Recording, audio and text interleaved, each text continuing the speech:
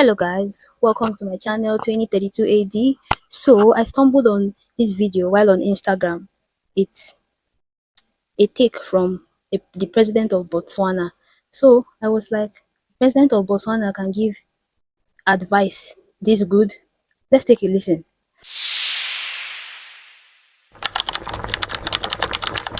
You meet a woman, you think you are the best thing that ever happened to her. No, you are not. You are not. Doesn't matter who you are. You are just a human being relating with this person. As long as they still want to relate with you. If they reach a point where they don't, accept. Thank them for the time that they gave and walk away. That's just the way it should happen. And then I hear, and the Chief Justice mentioned that there are many divorces that are coming up or have been filed, and people are alarmed. Why are you alarmed? You should celebrate that people who have been together have reached a point, and now have reached a point where they don't want to be together, have taken the route that we have laid down to go and break this union. That's what has to happen. Because Why I'm amazed is because in Africa has this certain belief. The society has this belief that once you get married, it's really a shame getting a divorce, right? It's something the society ostracizes people that get divorced in a way. Parents can ostracize you, they can ostracize in your place of work, they can make comments, snide comments and all these sort of things just to make you feel less. And even people that are married start making you feel less of a human being, right? Even people that want to do the comparison, like I have this, they use marriage to do comparison. Like that's the reason why some women, especially women in Africa, once they have domestic abuse going on in their homes, it's very hard for them to even come out. They're like, what would the society say? What will people say? Then in a Christian home, especially people that are centered around pastors and all of that, they don't really even embrace the divorce talk. They don't really talk about divorce because they are like, oh, you worship God doesn't like divorce and all of that. And that's why you see a lot of domestic violence that ends up in death. It's because of the teachings, it's because of what they believe, and they're like, let them not even come out. So it's so unusual to see even a president from an African country coming to give such an advice like this. So that's what's so fascinating, and so it's intriguing to me. So let's go on. Because if it doesn't happen this way, it may happen in other ways that we don't want. And the problem again with the law itself is that, and that is the challenge that I faced with that couple. It says it's a no-fault. We are a no-fault divorce country. In other words, you don't need to establish fault. In other jurisdictions, they just say, we have irreconcilable differences. And it's enough. In our jurisdiction, you have to say, I caught this person with so and so, and then I chased them, and then this, and then you have to, you actually have to embarrass yourself in order to get out. Yet when you walked in, we didn't interview you, we didn't ask you questions, we didn't should even get together. Basically, that's what goes on. If you try coming out, you must find a very plausible excuse as to why you are trying to get divorced. It must be that you really caught the person with your two eyes cheating, or so maybe the person almost choked you to death, take pictures and whatever to lay your claims and all that. And it's not supposed to get to that extent. It's not supposed to get to that extent. It's just that Africans, the society, has made divorce a shame. So if you're trying to come out, you start thinking of what do people say before you come out. So this president is really amazing, and I love the intellect. Like I haven't seen, if there has been a president that have come out like this to talk about relationship, especially marital relationship that is centered around domestic violence. If there really is, please tell me in the comment section, because not many African leaders come out like this to talk about marriage. No, not many. So let's go. Because maybe if we had at that point, we would have told you, this is not the right thing for you to do at all, or at any rate, not now. But we didn't do that. So to get married, you have to get a witness. The spouse gets a witness. You go to the marriage officer's office and you are married. But when you want out, now you have to go to court. Now you have to allege all sorts of things. Why can't you just say, well, I think I made a mistake here. I shouldn't have gone into this thing. But so in a way, the way society itself looks at these relationships imposes expectations that are unreasonable. Exactly what I just said. Puts pressure on people, some of them very young, inexperienced, terribly immature at times. And when they run into problems, we act shocked. And when they go to court now to get out, we frown upon it. I'm not encouraging divorce. Let me be clearly understood. I'm not. I'm encouraging harmony. And where there's disharmony, I'm encouraging people to step back, step away even from each other, and maintain that cosmic harmony that must always prevail. And so gender-based violence arises from, it seems to me, an attitude of non-acceptance of certain realities that will from time to time strike. They may not visit you once or twice. You may think you are cursed. Each time it happens. Next, keep going. Keep going. As long as you're alive. And some of them are like, it's funny, laughing and all that, but I think he's trying to drive a message to especially majority of them that they which are male. So I'm like, this is very, very, very, very, very good coming from him, coming from a leader, right? Talking about marriage in this sense, in order to improve harmony, in order to also improve peace of mind, not peace of mind for two people, peace of mind individually, meaning that if this person is not happy with this particular person, if this person is trying so much, putting so much work, and they do not feel that it is coming out for them just the way they thought it would, then they are free to, step back. They are free to get a divorce. They are free to move on with their lives however they want, however they deem fit. People do not have to come together in order to make marriage look like what it should look like for everybody to see. If within they are not settled, if within they do not like the union or whatever, they are free to get a divorce and separate. People do not have to die in marriage. That's what he's trying to say. You do not have to die in marriage. If your marriage is not giving you peace, if it's not giving you basically if it's not giving you peace of mind, just step back, step away from each other. Everybody's free to go their separate way without violence. Because these days it has to be violence, especially in the African context. It has to be violence, right? It just has to be violence, and violence doesn't take anybody anywhere. Most times this violence ends up in one killing the other person. And you know what it is when you kill someone, your life doesn't continue. Your life just has a stop to it. Either your life has a stop or you give your life in exchange. So I don't know why marriage is a do or die to a lot of people. It shouldn't be. It shouldn't be. So let's go on. Close the chapter and open a different one, without violence, without any recriminations. Because when we sit here and we theorize about these things, they become so detached, so distant. It looks like there are others in society who are immune. No, pastors. Exactly. He just mentioned one fascinating example. People do not know that pastors have a lot to do with situations like this. Some pastors are going through this because they come to the church and preach, oh, marriage without divorce, God hates divorce, anybody that's divorcing is evil, blah, blah, blah, God does not want divorce. Let me tell you, God does not also want you to die in a marriage. God does not want a marriage that is life-threatening to you at the same time. He hates divorce, and he also hates a life-threatening marriage to you at the same time. And his wishes towards you, he has said it several times, is to have life.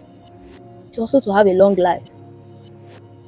So why would God, at the same time that hates divorce, wants you to stay and die in a life-threatening so-called marriage? So most times if we just apply logic, we know the answer, but we are afraid of what others are going to say about us. I think Africans are mostly afraid of what someone says. We fear humans more than God. Professors of whatever subject, everybody, we are all human. And let us accept and understand. So that if the person looks like they want to get out, help them get out. Check with them. Are you still in or out? Sounds funny to a lot of them. You see a lot of people laughing. I think it might be amusing now. Later, when they rewatch it again, it'll make a lot of sense. But he's making a lot of sense, and he's trying to drive a point. He's trying to make the message a message that you cannot forget. Because who comes out and touch on the topic of marriages, especially domestic violence, and try to educate men, especially on what to do when they feel that their partners do not want to continue in the marriage with them. So it's something to look into. And again, I didn't really in this topic about pastors. A lot of pastors like to preach in the church. See, I prefer this message. This message is just sweet. I prefer this message to a message that you'd come to church and the pastor just to get their members to, feel they're in a safe place, always trust them and all of that. Always wants to tell the members that, oh, I can never support divorce. Imagine someone coming to cry to me. The marriage will never break. The marriage will keep on going on. It's evil people that want the marriage to break. Sometimes when there is domestic violence, when one is putting their hands on the other, and you as a pastor, you find a member coming to you to seek your help, and the member is opening up to you, telling you that this is what is going on.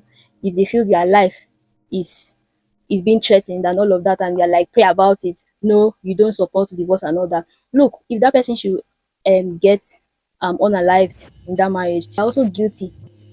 If that person should die, you are guilty that person died.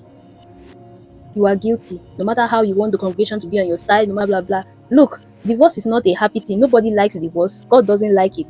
At the same time, have it in mind that there is also domestic violence, right? And if there is domestic violence in a place of marriage, domestic violence does not only mean that someone is putting their hands on you. It can be mental abuse, right? It can be any party shaming the other one, trying to put the other one down, making them feel less of themselves. You see someone glowing before they got married, and once after they are married, they don't glow like that anymore. They look dull. Maybe they do makeup a lot. Maybe they are good with their appearance. They love their appearance, and after marriage, they are less of themselves. They don't come out the way they normally come out. There's something going wrong, right? They're always sad appearance, looking dull all the time, and they are not as lively as they were. Definitely, something is wrong, and don't just close your eyes and feel, oh, God is going to take care of it. So people need to be talked to. They need to open up. They need to tell you deep down, there's something wrong, but you want to use religion as a curtain. It's like God wants the union of a man and a woman forever, no matter what. Even though they are killing themselves, even though the sky is falling, it will be like this forever. No. I'm not saying that everyone should divorce. I'm just saying that case where there's abuse, in a case where there's violence, everyone that is married is old enough to step back, analyze the situation, and choose if they should stay or not. Their decision is not supposed to be influenced, right, by a third party. Everyone is adult enough to know when they should step back, and if you see them trying to step back, please help them step back, right? Just like how this Botswanian president is saying right now. So let's go on. Nice. No fights. This is maturity, emotional, psychological maturity. But for you, it is beyond just maturity. It is part of your training, part of your psyche, the discipline that you've been trained in, and the danger that you pose, because you know how to take a life. So don't take it. The reason they trained you this way is so that you appreciate. And ultimately, you respect the sanctity of human life.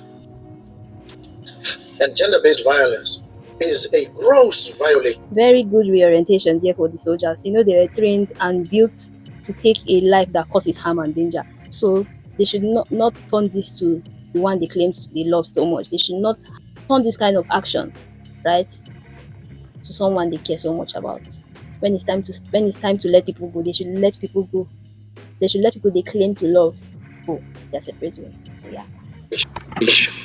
Of the sanctity of human life. It is a violation of the bodily integrity of a fellow human being, regardless of what this fellow human being may have done or not done. And I must raise the issue that I've raised, because not only has it been misconstrued and distorted, it has There's an informal gathering, we call it Stingy Men's Association.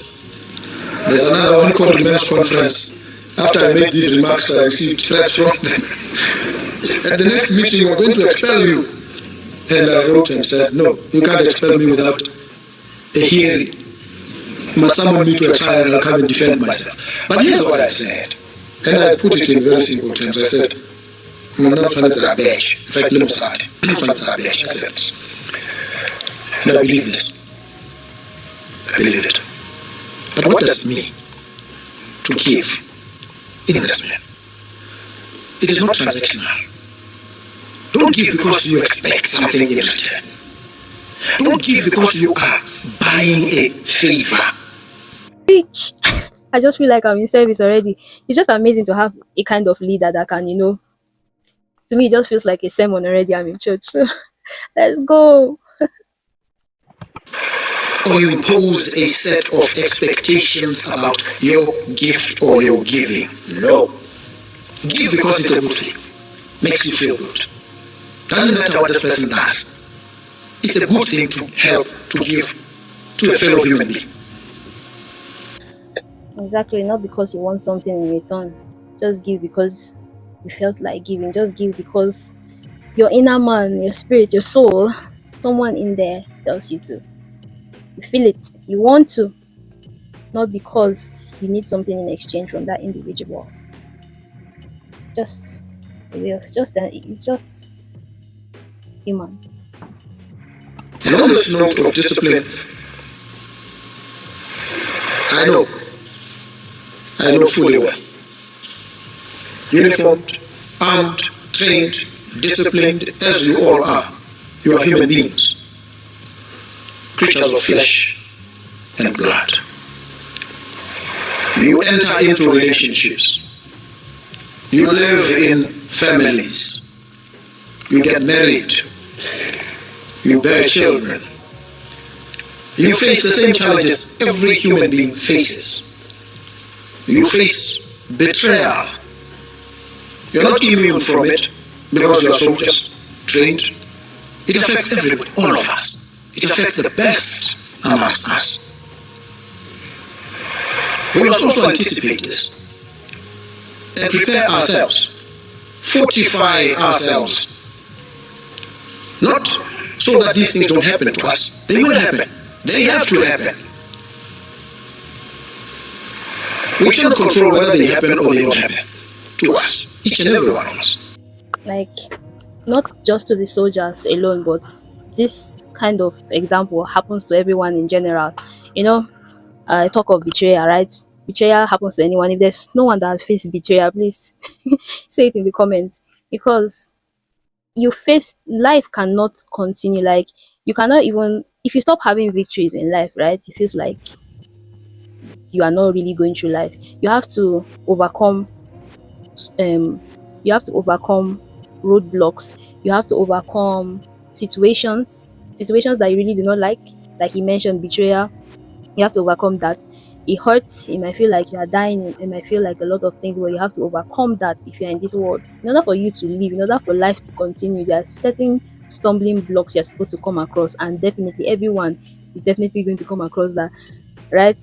Just for you to keep living. The more the challenges and the more you win those challenges, the more you choose not to allow those challenges take you down, the more you win. And what is life without victory? Every day you must have a victory. It can be you not allowing that situation to take you down. That's a victory. It can be you keeping up hope, right? That's victory. It can be you refusing to allow a thought to bring you down. That's victory. It can be you standing up to things that you normally would not be able to stand up to. Men, victories. Victory does not mean winning money. It does not mean talking to a group of people and you can buy them. No. There are challenges we have in our head, right? And when we overcome them, when we choose not to allow it pull us down, that's a victory. So yeah, I cannot complete the whole clip because it's so long. So from here, just thank you so much for watching. And if you like the quality of this content, please do not forget to like, share, and subscribe. Until I come your way next time, it's 2032 AD. Let me hear your take in the comments, guys. See ya.